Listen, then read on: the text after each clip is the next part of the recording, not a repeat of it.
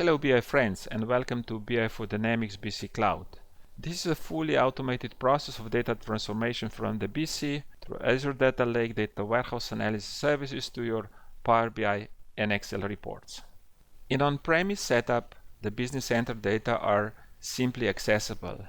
Now in the cloud, we have to first create a query that picks up the tables and columns and expose these queries through web services. And this is a very slow process, and if you're browsing this data with Power BI, you know that this is going to be really slow, or you have to spend a lot of resources and create some aggregations. You are losing granularity at that time to be able to browse the data and get some insights. Now either way, you have to compromise. We have a different approach. In first step, we export the data from Business Central to Azure Data Lake. And this is the source of our data warehouse where we do the data warehouse transformation. We push the data to a tabular model, which is in memory, available for browsing in Power BI and Excel.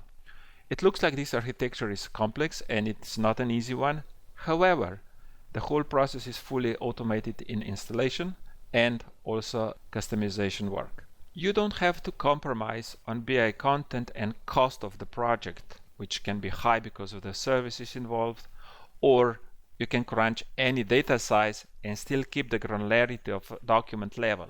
You can set up the permissions on the KPIs from account schedules, which in case of Power BI, you cannot.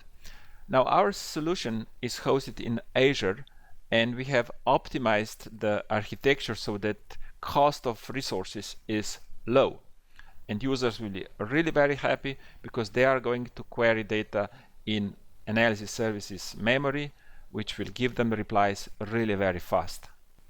Installation comes in two parts: infrastructure installation of Azure resources and BI4Dynamics application installation. In the cloud, we create a SQL virtual machine, and in BI4Dynamics part, we first start with extension installation and then a BI4Dynamics desktop app.